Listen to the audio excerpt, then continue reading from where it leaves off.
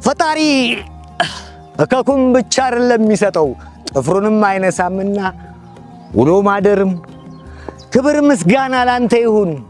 ሚሊየን የሚባል ስም አሁን ከስሯል። እነ ሽብሬማ ያፍራሉ አሁን። ወይ ሽብሬ እንደ 10 ብር አየዋለሁ ራሴን ራሱ በጣም ተንገላቶ ታውቃላችሁ። አሁን 10 ብር እንዴት ነው ለመሆኑ? ማንኛችን ነን ጤነኛ? ማን ነው አሁን ብቻውንም ሳያወራ አይቀር? ቀዩን እኮ ነው ነጭ ነው። አዎ ለውስጤ ግን እነግረዋለሁ ማስተዋል ይሄ ቀይ ነው፣ ይሄ ቀይ ነው። ምን አላንተ የባሰ ታምጣ ትላለህ እንዴ? ከሞት በላይ ምን ትሆናለህ?